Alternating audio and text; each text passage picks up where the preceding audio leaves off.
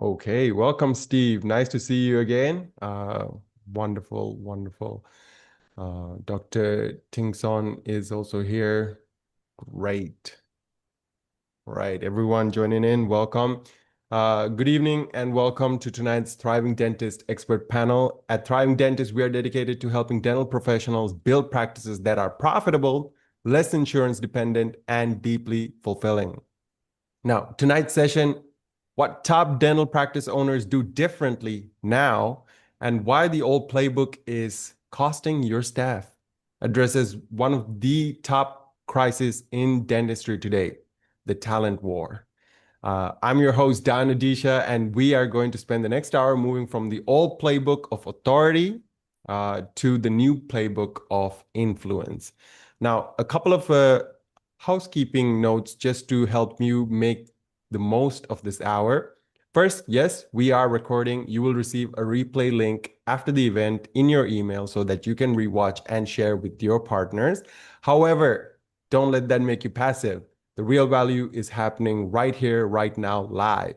To make the best use of your time, engage with us. Use the Q&A button at the bottom of your screen for specific questions you want me to ask the panelists, or you can use the chat to share your thoughts with your colleagues here.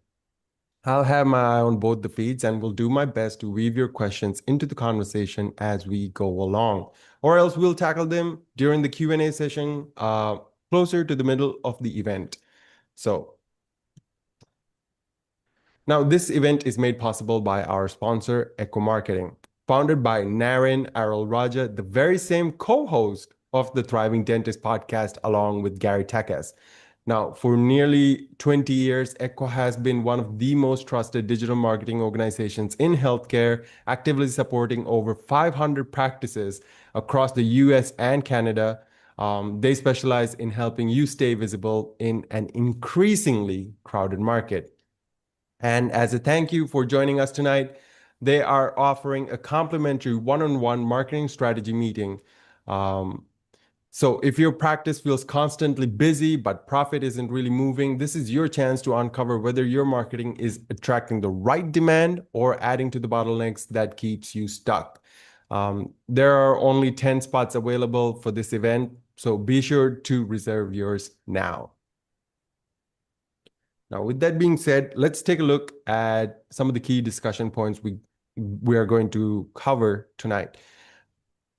First off, we are going to dismantle the leadership hangover. We're going to explore why what worked in 2015 is failing you now, and how to move from being an authority to being an influence. And also, we're going to look at how to spot the turnover trap before your best staff member hands in their notice. By the end of the hour, you won't just have a new perspective, you'll have a new leadership identity that'll attract and retain great people. To help us navigate this, we have a powerhouse panel. Let's meet them. First up, we have Tracy Stewart.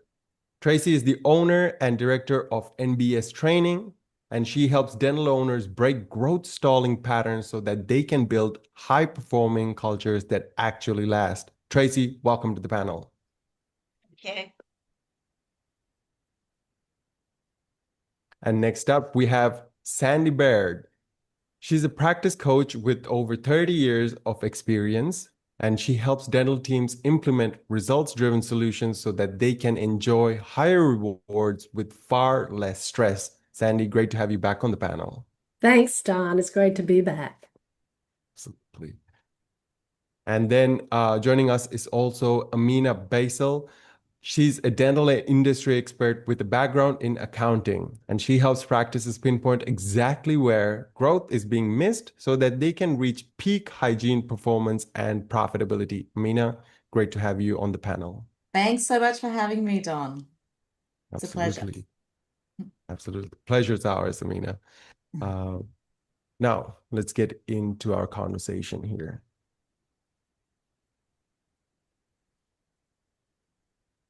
Right. My first question is to you, Sandy. Let's do a bit of a diagnosis over here. What changed most in team expectations since 2015 that still catches practice owners off guard when they try leading today's staff the old way? Over to you, Sandy. Well, simply put, Don, our culture has changed, as it hasn't changed just a little bit. It's changed a lot. And there are Mm, several reasons why. And this change in culture, what it's done is it has changed the expectations of your employees. For mm, instance, lifestyle priority is very different now. Priority is on balance, on health, both mental and physical health. It's not on working mm, yourself to death. It's not on giving up family events to go to work. It's no longer that way. Now it is life balance. That's the most important balance in work with family and faith and exercise. Also, there's been a big change in parenting techniques.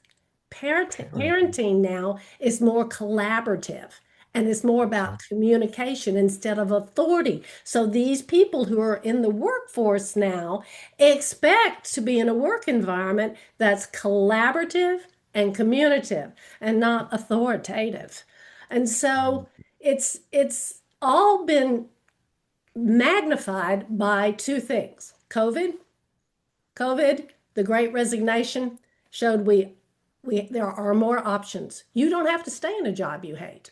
There are lots of options out there, and life is too precious. I think COVID taught us all that. Life is just too precious to work in a place and spend that much time in your life in a place that you hate or don't like or feel demeaned. Also, technology. This is huge because now your employees can see what other practices are doing, all the fun thing other practices can do. They can see what the salaries should be based on how much experience they have, down to where they live. They can see all kinds of reviews nowadays. Before I do a lot of interviewing and exit interviewing for mhm, personnel. And what they always do now is they don't look at the website, they look at the reviews. Before they think about applying anywhere, they're reading the reviews. They're looking mm, at the Instagram, Facebook. Is this a fun place to work? Is this a place people like to work? Is this a place patients like to go? And so mm, what's happened is now employees are just less tolerant of the old style leadership, of the top down leadership. mm, They want to be involved. They want to keep learning. They want to be, they expect to be trained, not want to be trained. They expect to be trained. They expect clarity. What do you want from me? They expect you to respect their personal time. Don't you dare schedule a team meeting during my lunch or on a Friday unless you have everybody's permission. It has changed, totally changed the expectations of our employees. And this has been coming on gradually, but COVID and technology and lifestyle changes have really made a huge difference. So basically, if your employees since your employees' expectations have changed and your leadership hasn't, you're facing problems. That's why you're getting all this turnover. absolutely. What an Yeah. incredible important point over there with I just took away life is too precious. That, we came to the realization of that during COVID, as you mentioned. And of course, now it's more visible and transparent thanks to technology. It is. Um, And 10 years ago, people would say, what do I need to keep my job? Now, what employees are saying is this job worth giving this much time of my life to? It's check. What a one. such a big shift. Yeah, Absolutely. I completely agree with that. And I think this generation, we keep hearing the millennials and the Gen Zs, they're lazy or they don't want to work hard. But I think you've hit the nail on the head, Sandy. I think they're chasing meaningful work, not That's just work. You're exactly right, Ameena. Yeah. Exactly. They want a real purpose, strong purpose statement that makes them feel like they're making a difference and they're Yeah. there and they're growing. Yeah. What an amazing way to start this conversation. Absolutely appreciate that, Trey, Sandy, and Amina. Now, my next question is to you, Tracy. Where does an authority First, an authority first style first show up in a normal week with retention already at risk before the owner sees it. First of all, coming back to something that Sandy said, it shows up before somebody actually even approaches your company, because whilst we're all looking at Google reviews from the patient, the team are actually checking out reviews to see if they even want to work with you. So if you haven't got, nice reviews on Indeed, Glassdoor, and all the other platforms, then people are not going to apply, or they're going to actually retract their application. And in the working day, whether it's the morning huddle, whether it's contributing in a team meeting, people just don't get involved. They go silent and they don't contribute. And the thing that we need to understand is it's what's going on within these people. So maybe somebody doesn't contribute in a team meeting, but what if that person contributed in a team setting when they were at school and they got teased for it? So it isn't a case that they don't want to bring something. There's an emotional hijack that's actually getting in the way. So when I go in and work with a team, we do some work around this, and we do some questionnaires to really understand these hijacks so that we can help people, we can support them, and, help them be more confident. And that can show up with dealing with a cancellation, following up a patient. It might be a case that you've got to follow up a patient who hasn't booked in for their treatment plan. And, as a team member, you're fearful. There's things going around in your head. There's that little voice that's getting in the way. And then suddenly you get the answer machine and you think, oh, thank Christ, I don't have to do it. I'm going to tick that box and the job's done. Thank Christ. And you do a run around the surgery because you're so happy that you didn't have to do something that you might perceive to be wrong and not in your safe space. So, from my side of things, that's where we do a lot of work, and it shows up, well before somebody approaches you to even have a job. Fantastic, Tracy. Thank you very much for that insight. So reviews and of course the morning huddle silence, take that as a signal that, there might be a bit of an authority style going on in your practice. You might not even know it, right? Absolutely. I think was really right on when she said that silent disengagement. That's what you want to look for, and that's what you want to engage with. Try to get over that silent disengagement. Now, I know some practice owners and some people in leadership, they like this. They appreciate the silence. They think everything is running smooth. Is it? No. No, it is And not. I think in our early days, when all of us would have started working somewhere, we expected to be managed, to be told what to do and all those sorts of things. But now I feel dental teams, they don't want to be managed. They want to be led, and shown down meaningful paths that are fulfilling. And they want to learn and grow. They don't want to just be told what to do. Yeah. And they want a voice. They want a voice in what's affecting them every day. Mm. They want to be able to, I think one of the important things is engage in hiring other people. When you have to hire another team member, the whole team should be involved. This should not be the doctor or the manager's decisions. The whole team, and they have a right to do this because it will change every minute of their work life. Mm. I think it's No, about I'm curious. guidance and direction. Yeah. Even if with technology at the moment, if you look at where we're kind of going totally down the wrong path, because some of the actual CRM systems are a plug and play. This isn't Xbox. It's not a PlayStation. In my day, you had a nice welcome pack. It was carefully put together. The patients were sent a beautiful welcome to the practice, and now everybody's got a script that the CRM system is using. So we're being told what to use. We're not even thinking about the patient on the other side, and it's, hey dude, let's talk dental implants. Well, Mm, not everybody's going to be, hey, dude, let's talk dental implants. So there needs to be clarity and they need to be guided and directed, because if we're saying one thing, but actually we're doing something completely different based on technology, then, Houston, we've got a problem. absolutely.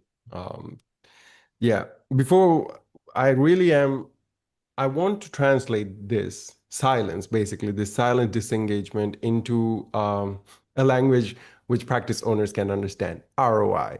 So, Sandy, Tracy, I'm curious. Silent disengagement throughout all your meetings, and you're thinking that's great, everyone is listening to me. Uh, why is that not the case? Or perhaps, how is that a crux and not a positive thing? Well, because it leads to not wanting to volunteer to take on any more responsibilities, not contributing any ideas to the practice. That silence is Mm, just kind of a symptom of mm, just, I don't care. I just want to go through the motions. I just going to sit here, go through the motions, and get a paycheck. I mean, and that will lead to eventually attrition. mm. There It's you a bit of go. a, Attrition. I won't say anything because what I say doesn't matter anyway. I don't get heard. Mhm. Exactly. So let me try to find a place where I'll be heard. Exactly. Might be the next thing on the line. Wonderful. Thank you so much for really translating that, because that's what we're here to do. Now, Amina, which shift in what employee values now has made pay increase a weaker retention tool in practices that still rely on that old management habit? I think the shift has gone from how much do I earn to how much do I matter? And this is, where the conversation's been heading throughout the last few minutes, hasn't it? And so people are seeking different things, like Sandy said, about lifestyle. They're seeking psychological safety, they're seeking growth. What they're willing to tolerate is very different to perhaps what we would have tolerated many moons ago. I can't see this generation doing it. What I do know is that when they feel purpose and fulfillment and engagement, the pay becomes less relevant. Yeah, we all need a certain amount of money to live and function, and we don't want to be paid peanuts. And I've seen this just quickly with my 16-year-old daughter who wanted to leave school. She doesn't like school. It's not her thing. And I was like, oh God, she might become a bit lazy, if she leaves school. But she's an elite athlete gymnast. She trains like 25 hours a week. And what I've seen, she's left, she's going to a private beauty college, and all of a sudden, she's doing far more than I thought she was going to do. She's doing the training for gymnastics coaching. She's coaching gymnastics. So she's working, training, studying, all the things, and putting in many more hours than what she was doing last year at school. But not just the hours, she's doing stuff that she's thriving, she's growing, she's happy, she's fulfilled, and I'm not pushing her at all.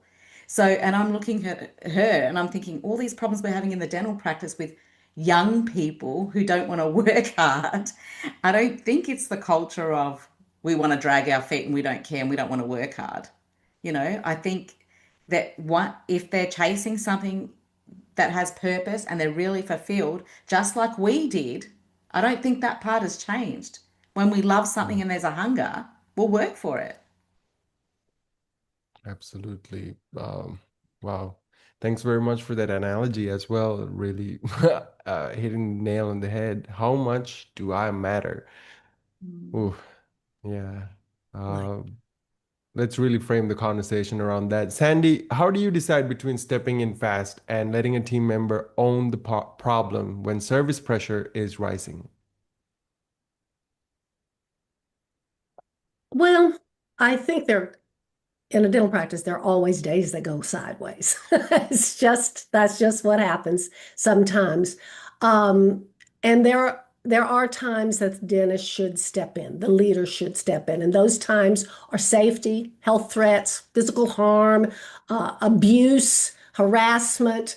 If there's a patient who explodes or has a breakdown, yes, the leader should step in, but they need to step in a calm and controlled way. They need to ask questions before they make any judgments, and they do not demean the team members that they came in and kind of took it over from, and they need to clarify the next step. Mm, So basically, when emotions are escalating faster than solutions, that's when the dentist needs to be there. Now, mhm, there are a lot of times that the dentist does not need to step in, nor should they step in. For instance, if it's one of these team members' routine responsibilities, like a no-show patient or a late patient or empty chair time, that is not the time for the dentist to step in.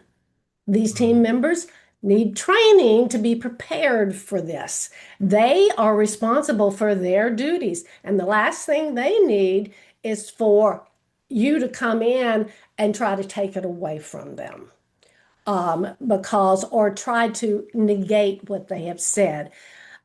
mhm, Now, if your employee is feeling really comfortable, say you see your employee over there and a patient's, coming down on them and they're getting red and nervous and upset, all you need to do sometimes is just stand right next to them, just to mhm, give them that little confidence. It's kind of like when you stand next to them, it's like, you got this, girl. You've got this. I know you can handle this. And that's how you teach and coach a team member to carry their responsibilities. Now, one important time you should never step in is if it publicly embarrasses your team. For instance, if you're working over a patient and the dentist gets frustrated with the assistant who's slow, too slow. He's ready to go. He's ready or she's ready to go. And you grab the instrument over the patient and snatch it out of the hand of the assistant. That's very insulting to the assistant. It's so humiliating. The patient knows it, they see it. So you've got to really think about, if, for instance, one thing I see quite often is the front desk tells a patient who's late that, I'm sorry, we can't see you. Unfortunately, we don't have enough time to do what we need to do. And the doctor hollers from the down the hall, yeah, just tell her we can fit her in. No, I mean, that is just it. What happens is that the patients learn a very important lesson. Don't ask the team members anything. It's the doctor. You ask the doctor about everything. If the doctor negotiates money, guess who turns into the front desk and the financial? It's the doctor. If the doctor makes appointments outside of the office, at the grocery store, at the church, guess who's now the scheduler? It's the doctor. mhm. So, yeah, it's really important. And all these things, the key thing, oh, also, one thing you should not step in, and this is very common because dentists sometimes turn into Siri. You just get 1,000 questions all day long, 1,000 questions all day long. Doctors, if they can get this answer themselves somewhere else, coach them how to do this. You know, Sarah, thank you for asking about how you're going to be paid for that CE course. I tell you what, why don't you check our employee handbook and get back with me? And we'll discuss it because I think it's in there and I think it explains it. This is one, of course, one of the most important reasons you need an employee handbook is because it trains your team. They don't have to ask a gazillion questions, and it provides consistency because some dentists will just shoot off a hip and give one team member gets 3 days for her grandmother dying, and the other one just gets a week because her grandmother died. And Right. this and then they get upset. So training your Mhm. team with all of these systems, handbooks is and meetings, this is all where it happens. Absolutely. Wow. A lot there to really unpack, but really appreciate, the very practical guidance you gave us there, Sandy. And I really like how you framed, when emotions are escalating faster than the solutions, that's the, crucial time when a dentist needs to step in. Mhm. But I also appreciate when not to step in and really more than when not to. I think what I understood there is how not to, Yes. snatching a tool away, like right in Over a front of patient. Yeah, over over. a patient. Or reprimanding an assistant. Come on, let's get it going, over a So patient. how can we address those situations when they're happening and like you need that tool quickly? Yes, And you yes. how can we address it? Do we address it there and then or No, what you'll do is address it afterwards or address it oh, at a one-on-one meeting with the employee. Don't humiliate them in front of everybody else on the team. Or just pull them, just nod your head and pull them outside the treatment room for a second and say, I need you to speed up. Here, we're running late. Can you do that for me? And then go mm, back. All it takes is a mm. little bonk, bonk of the head, and every assistant on this planet knows what that means. We're going to stand outside the hall. But no, that's a good question, Don. Great question. Absolutely. And Thank you very much. it's interesting, isn't it? Because I think it brings back so many memories for anyone who's ever been an assistant and sat beside the dentist. Oh, all those things you spoke about, the memories are It's flooding back. very real. I know, it's very real. And all that happens when you do those things to your team members is their confidence diminishes.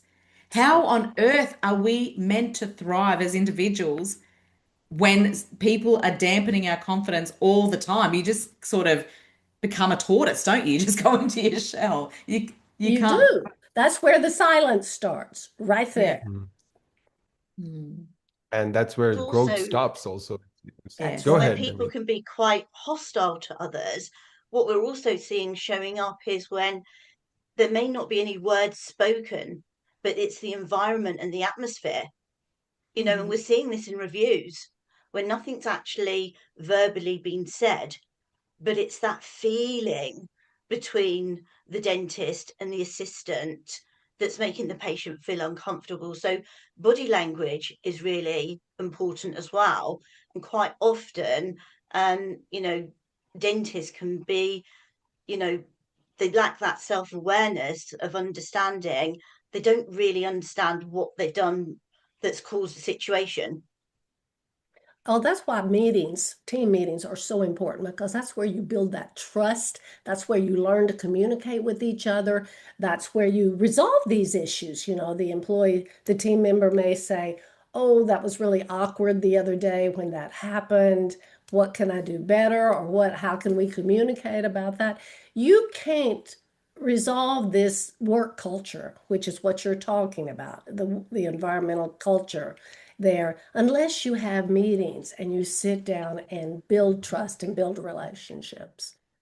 Absolutely. And what I think when Tracy was mentioning it there, I think, the patients really see that lightning, that tension between the office, can feel Hmm. it. And that's just a recipe for, not getting them back into your office again next time around, because no one really wants to be there for the drama. No. We're having a toothache. We're scared of the drills. We're already, fearful of the check that's going to come out the bill. So add on to Yes. that a little bit of tension there, and you're just finding an excuse to not visit the dentist. So really great points there. Let's try to really solve those things, doctors and practice owners alike. Now, Tracy, what decision rule separates a healthy accountability from owner policying when a team wants more autonomy but standards still need holding? It's very much about these standards and expectation being very clear, very visible, and also owned. So if we take something as simple from the front of house point of view, and also from a clinician's point of view, so it may be that you've been doing some marketing and it's really important that we get these patients through the door. But the expectations on how we do that it's about helping a patient. That patient, whether they've got a physical pain and they're hurting, or whether they've got an emotional pain and they're embarrassed about their smile, that person is still knocking on your door and asking for some help. And it's how we communicate that expectation to the team so they then don't feel that they've got to be pushy in how they communicate with people. Or with new technology, I see this time and time when I'm on site with practices where there's a new scanner, but Mm-hmm. actually the associate's fearful of looking like an idiot because they don't really know how to use it yet. They haven't had the practice. And it's finding that balance, because if they don't actually use it, they're never going to get the practice. But it's also Mm-hmm. making them, helping them be safe and confident in how they do that. Or even Loom videos, which is quite the norm here in the UK.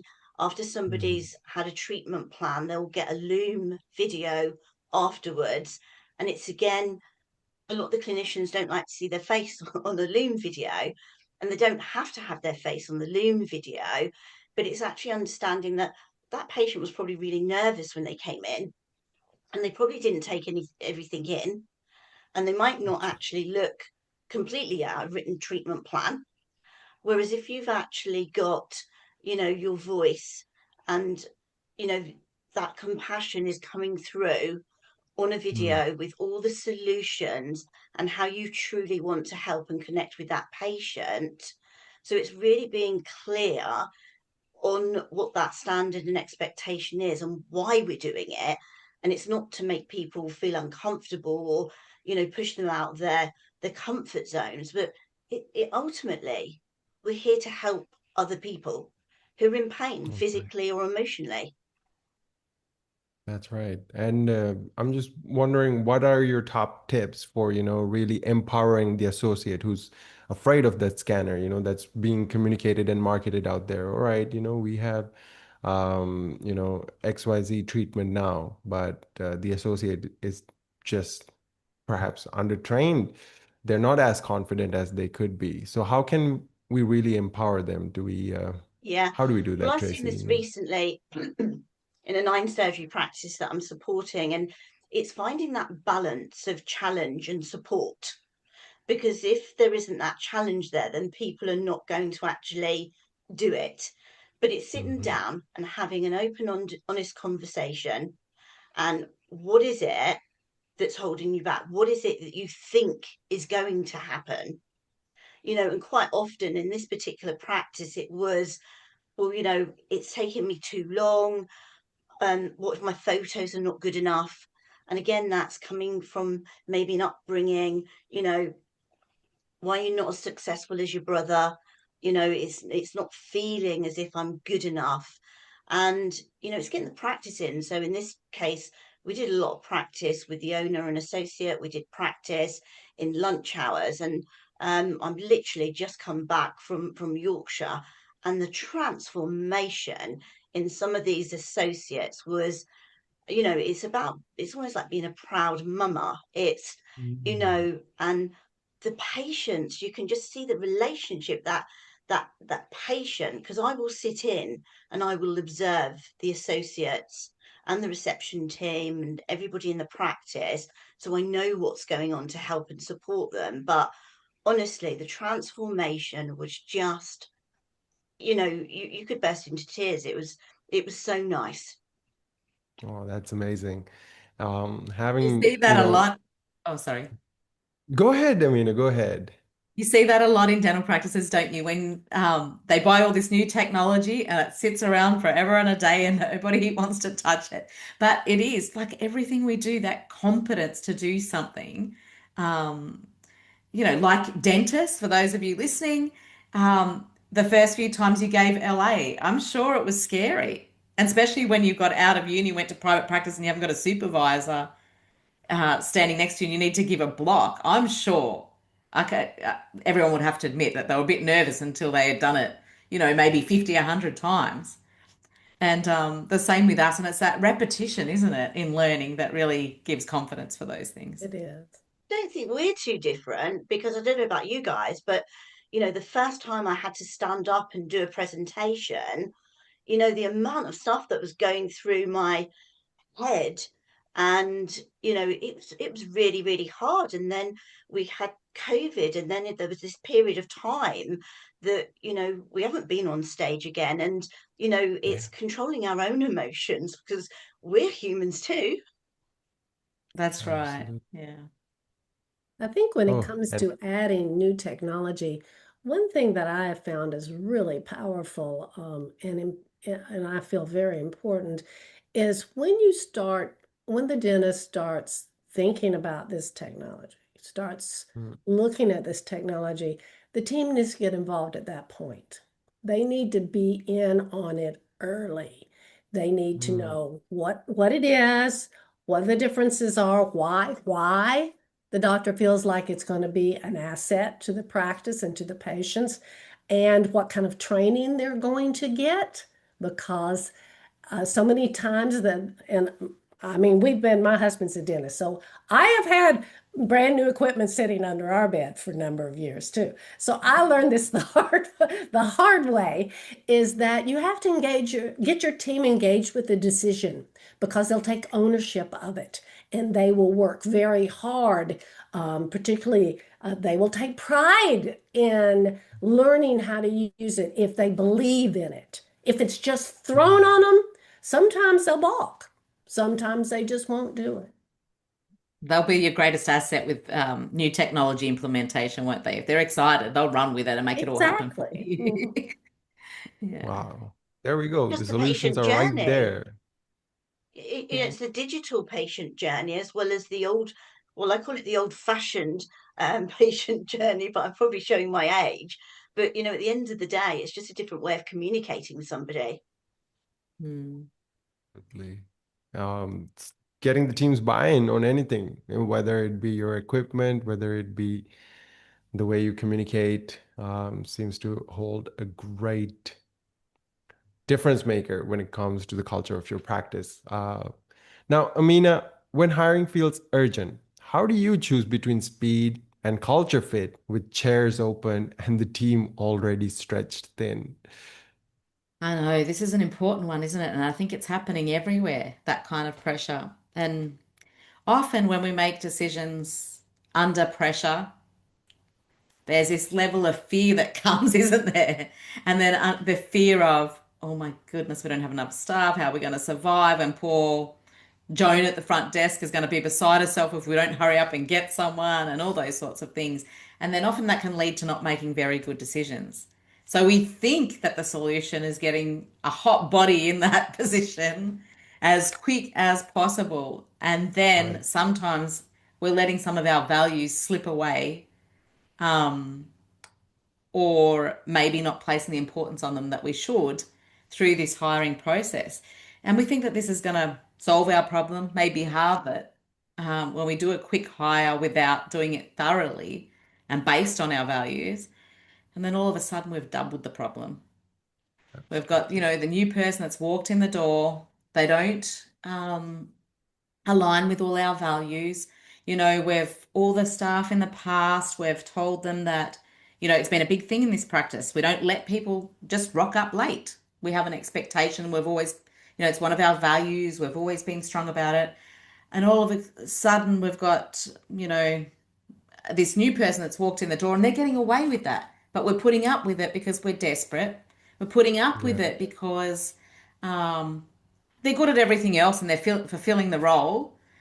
Hmm. And then all of a sudden, everybody else is getting a little bit venomous about Mhm. why they're getting away with that. We haven't been able to do that. And, Mm. it deteriorates very, very quickly. So I think those who hire swiftly but stay with their values, it's because they're very strong they know what they are. They're non-negotiables. They know what the non-negotiables are and they've stuck to them. And I think if you can't, recruit based on those values and fulfilling everything else you need within the position, then don't hire. Find other solutions for the interim until you can hire the right fit. And look, it's recruitment at the end of the day. There's not a 100% guarantee. We're going to mess it up sometimes. Some people are very good at being interviewed. Some people are very good on paper. Some people are award-winning Grammy actors. So, um, but, you know, we can eliminate the amount of mistakes we make in the recruitment process if we do things well. And I think we shouldn't be pushed by the urgency. We should just do the job thoroughly. And in the meantime, it may mean leaning onto other resources like some casual staff that we have somewhere, staff within the facility that we can maybe ask to do a couple of extra shifts, those kind of things. Or we might have some temp agencies that we can lean on. Mm, Um, but if you can stick to your guns, follow a really good process, find the right people, not just try and put a body in the chair or what have you, and use interim measures, I think that's probably a better way to go because we want to keep the rest of the team happy too. And if they understand that, we want you guys to be happy, we want you to be part of this process. We don't want somebody to come in here and disrupt the apple cart, so to speak. They'll probably, you'll find if you've got a good team, they'll be pretty on board with it, I'd imagine. absolutely. Now, that team, I'm just kind of curious. Now, they're taking on a bit of extra work, filling in for this empty space while you're doing the hiring, trying to find that person, who fits the value. Now, I'm just wondering if they're doing already a good job without, you needing to fill up the vacant position, and you feel like, you know what, uh, overhead's the same, but now we are seeing an increase in our production because we have one less salary to pay. Let's not hire anyone. Let's just run it with the team we have right now. What do you think is the long-term impact for such a decision? Well, the team can get pretty dirty, like um, you're expecting us to fulfill all of this. Your bottom line's going to be healthier. We're working harder. What are we going to get out of this? Are we getting a piece of that pie? All these sorts of things. And I think then, okay, we can give them a piece of the pie, but are we going to burn them out? Hmm. So if you're on a good thing, I think you got to think very carefully about making that kind of decision or transition. Mm. Right, right. And really understand that this is a temporary solution, you know, Yes. until Yeah. I find the right person. Okay, check. And I've been through times like that, and I've sent staff, at the end of the week, made them cut off a couple of hours early, sent them all for a pedicure, given them Wow. bonuses to get through that period to really thank them, for their extra contributions. But I think to expect that long term, I think depending on the situation, you've got to be very realistic and very careful about that. Mm. Check. All Also, are you right. actually staying true to your values?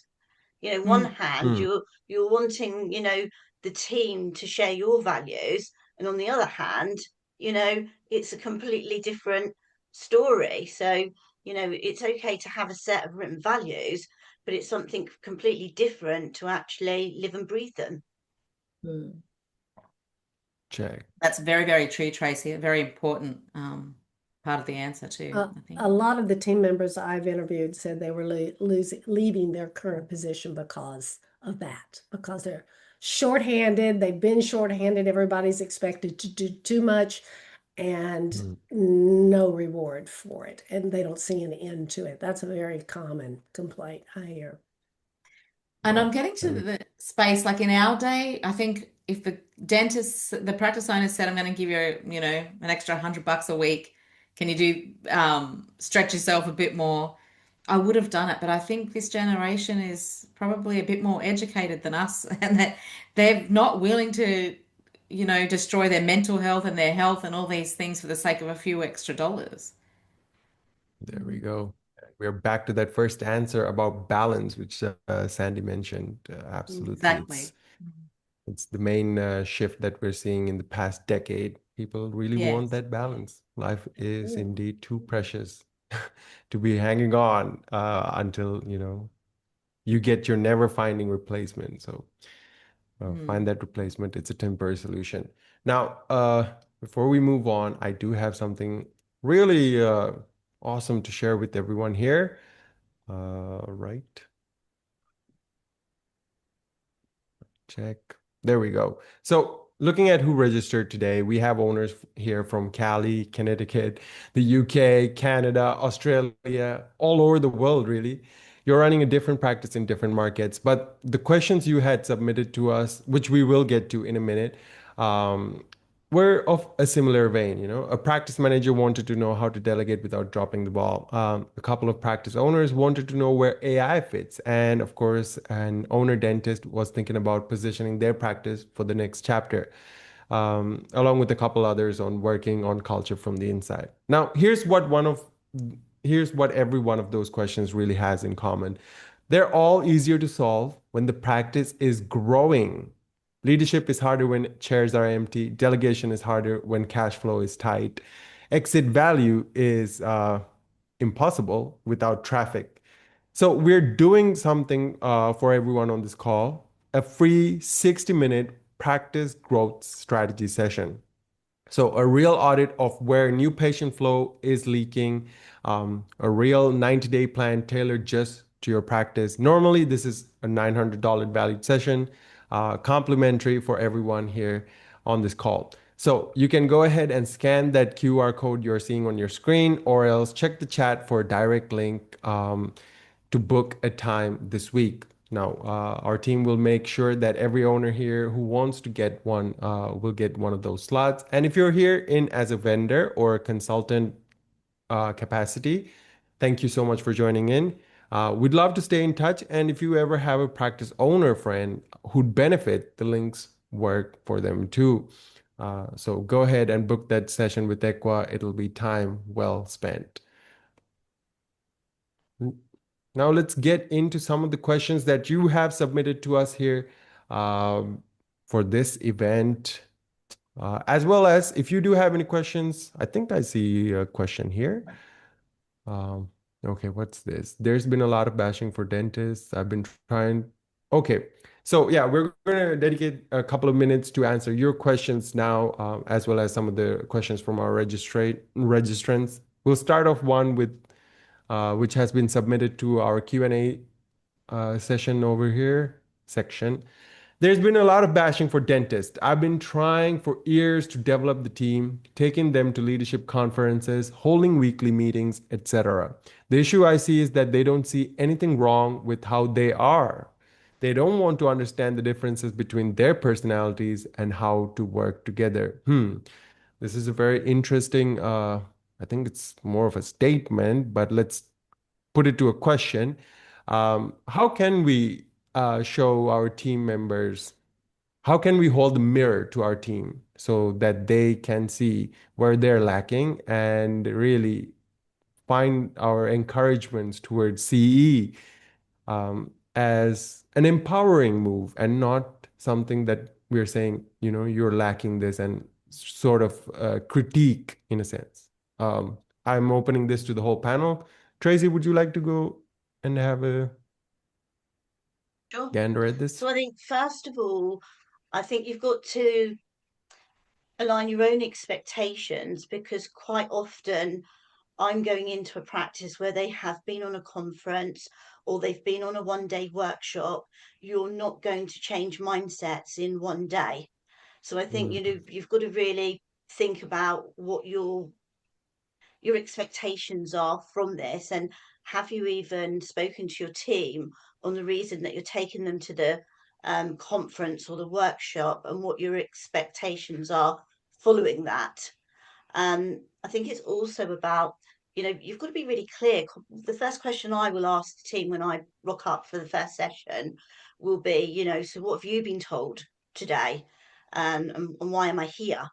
And quite often, 8 out of 10 times, it will be, I saw your name in the diary. And the clinician or the owner is actually fearful of saying too much in case the team don't show up on the day. So I think, first right. of all, we've got to be clear in how we're communicating to people. And with the way I work, that first session is all about personal development. It's about them Mhm. understanding themselves, their triggers, their emotions and how they manage those. There are questionnaires, there are personality assessments, but it's made fun. Mm. Quite often at the end of that morning session, before we kind of put it together into how that actually blends into the patient journey, is, oh my God, Tracy, if you've got a crystal ball, it's a case of, one I had recently was like, oh my God, I'm going to take this home and tell my dad. You're just telling me everything that my dad told me, but I didn't listen to what my dad was telling me. But the way Mm, you've explained it, it makes sense. So mm, I will only work with, well, I've got the two ways of working with me. It's either a 12-month program or it's a mm, team building day, but you're not going to mm, drive that change in one day. And it'd be foolish to think that you are. You don't train for a marathon in one day. mm. Absolutely. And I think that's a critical point over there, really showing your team member how their performance is affecting the customer journey and showing that, okay, this is how we can really adjust it so that the patient journey, their experience becomes fabulous because that's what we want at the end of the day, right? The patient to have a great experience. Um, Sandy, do you We have don't anything help to the add on to patient. this? We don't Oh, help And the help the, patient. absolutely. oh, well, I totally endorse the time. It does take time. But first, I want to make sure that everybody understands that, at least from my point of view, dentists, I've worked in dentistry for almost 30. 44 years now. I've been married to a dentist for 50 years. I think there's some of the most conscientious and generous people on this planet, and that's why I love to work with them. Some of the examples we give are just extreme examples, just to make a point. I've seen them all. It does happen because what happens is when you get under stress, when people get under stress, they behave differently. We Mm, all do. mm, Our behavior mm, is affected by our environment, our genetics, and this stress level. So I think we can all of us do things, even everybody in the planet, under stress, we act differently. But I think that one thing is important with your team and your example about how frustrating it is because they don't seem to be getting engaged is one of my favorite leadership skills is learning to ask the right questions in an environment where they feel safe to answer. So first you have to create this safe space where they feel heard and they feel listened to. And it takes time. Just as she mentioned, it takes time and repetition over and over. And then learning to ask questions like, so what if you point out to one of your team members, what is the biggest challenge you have in your job right now? What can I do to make you more successful in your position and your job? What can we all do? Share with us. These kind of questions will bring out things that maybe, if you go to something and listen, do you sit down and talk about it afterwards? I know so many times we would take our team to the Hinman. We'd all go to different courses. We'd love it. We'd have a blast. And we'd come back and then we'd get right back to work. And we never sat down until a few times afterwards. We realized we never sat down and really shared what we learned and talked about how we could make it work in our practice. absolutely. I think like, yeah, go ahead. Yeah, I agree. I think a lot of people, even the people whom you work with that see it every day, really forget what it's like to work in a space this big all Yes. day, bent over a chair, how intense it is, and what you've got left after that to spend on everyone else, like emotionally and mentally. But I think one of the key things, and I have a lot of respect for dentists with the role they do, and it's bloody hard yakka. It's not easy. I look at my dad, who was a GP, with his stethoscope and his script pad. It was a much easier day-to-day exercise, from my perspective anyway, from the outside looking in. But I think what happens a lot, in my experience, is that what the dentist needs and wants from his team and what his vision is and what his values are not clearly defined and communicated with the team. I know so many Mm, times I've thought that I knew what they wanted and what they needed and get the place busier and they can work an extra day and make more money. And they're like, hell no. Actually, I was wanting to work 3 days and play golf on the other two. So for many reasons, this kind of communication is important. But the other thing I think with team members, if they don't understand all of that, is they may have their own personal awareness journey that they just do not understand. And that might be for us, we might think it's common sense, but for them, they may need somebody in there explaining to them, taking them down that road, and they will be able to see the differences within themselves, within other team members, and understand everybody more so. I know when you've done I've done certain things like disc profiling or things like that, those Mm, kind of self-awareness exercises. They just open your mind a little bit more about accepting everybody and everybody's contribution, how everybody behaves. And then the other thing is that alignment. Are the people on your bus the right people to be on the bus with you? Maybe they're not. mm, mm. And then that ongoing coaching, I think if you're really trying to have big shift and change, is really important. It's like going to a personal trainer once or twice or to a workshop with a personal trainer a couple of times and expecting this dramatic change. We need that accountability, we need that follow up.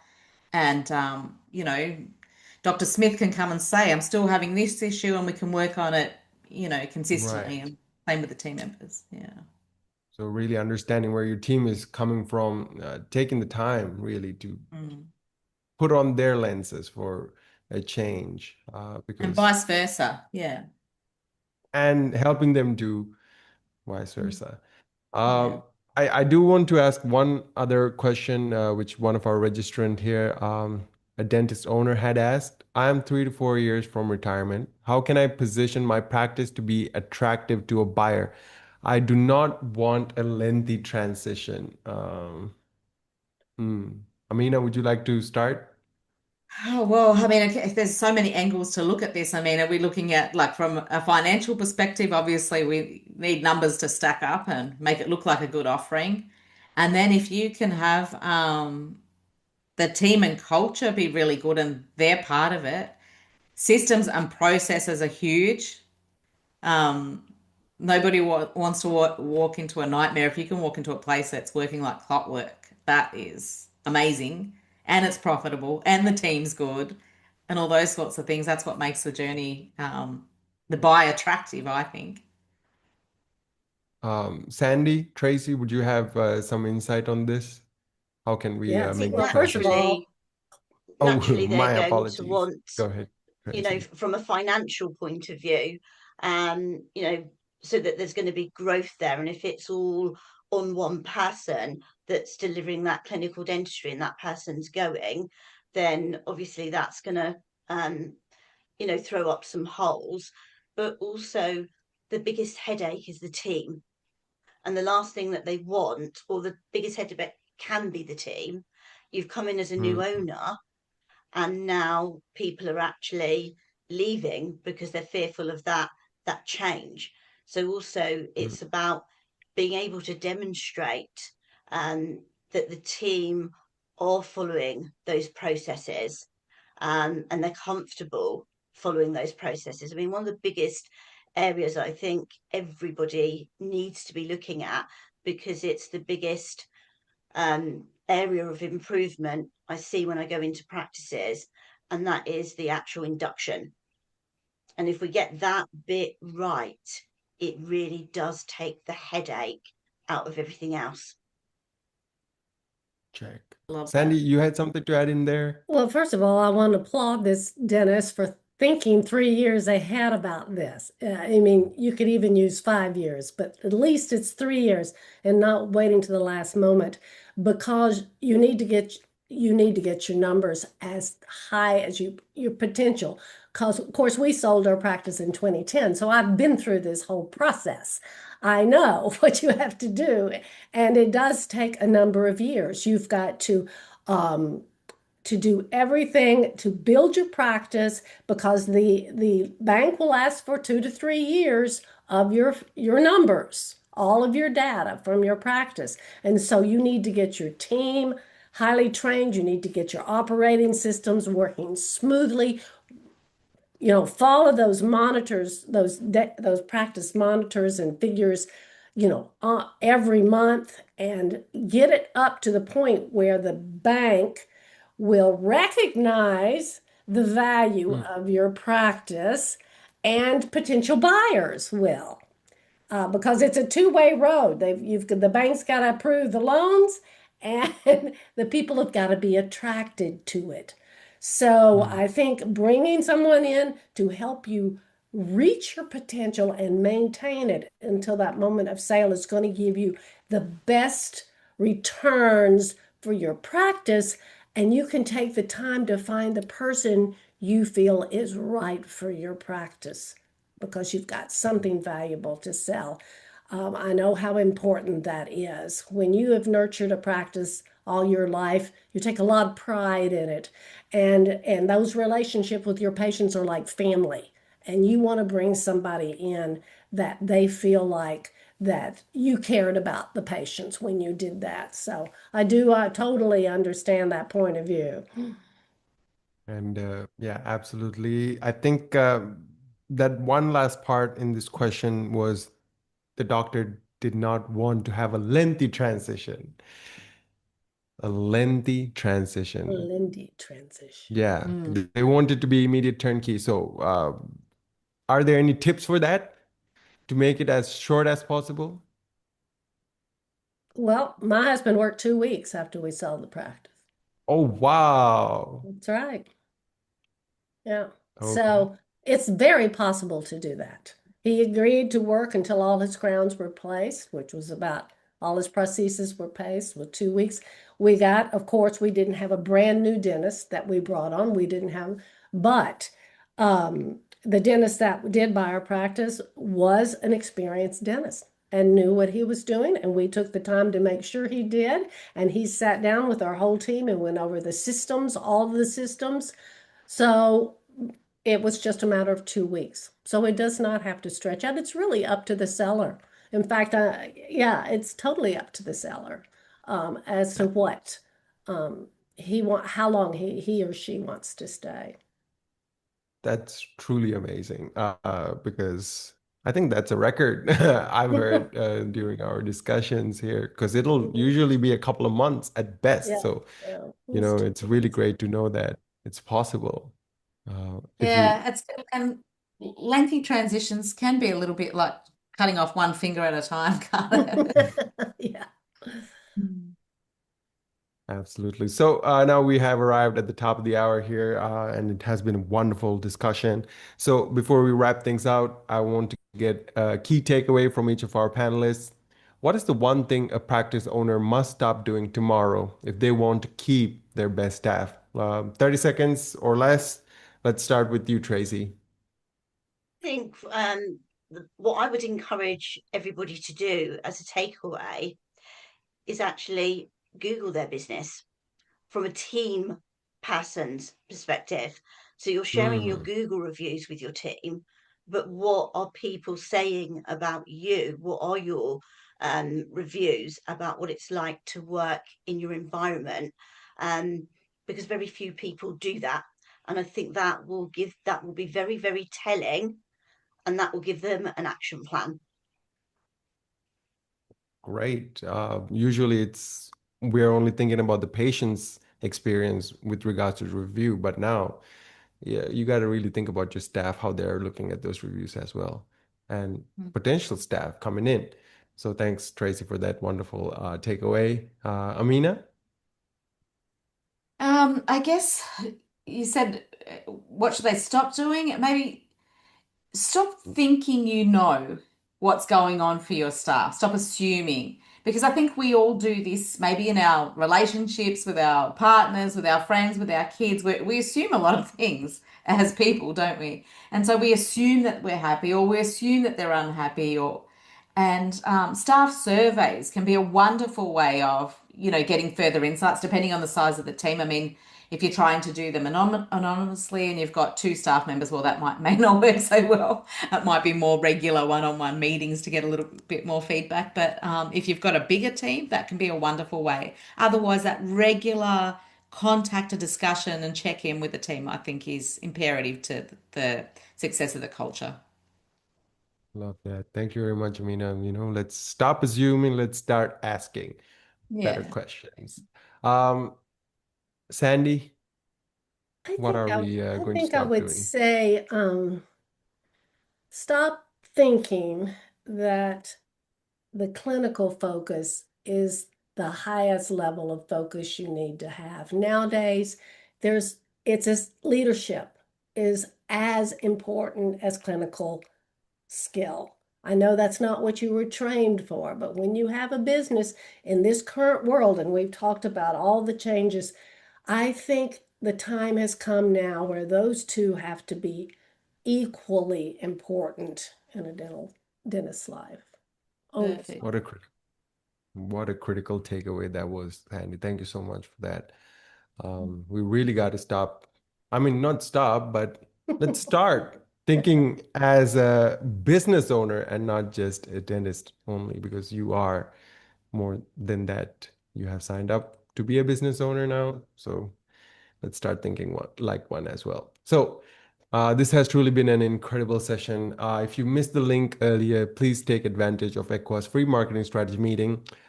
It's the best way to ensure patients you want are finding your practice. So the link is in the chat one last time for you to go ahead and book that. With that being said, as you exit this session, please take 30 seconds to fill out that pop-up survey that'll help us keep. I got way too excited for the feedback survey, but that's where we really get to know how this event went. So it's really important to us to know, and of course, it'll help us improve our events so that we can deliver even more value to you next time around. A huge thank you goes out to Tracy Stewart, Sandy Baird, and Ameena Basile for sharing your brilliance here tonight. To our attendees, go ahead and lead with influence and not just authority. It's been my pleasure and privilege to host this session tonight. Dana Disha signing off on behalf of Trying Dentist. We'll see you on the next expert panel. Good night, everyone. Or good Thanks, morning, Don. good Thank- afternoon. I know we are. That's right. Thank you, Don. Thank all the participants too. Yeah. Done. Thank you, guys. Nice to meet you all. You too, Absolutely. Tracy. Take care. Bye. Bye.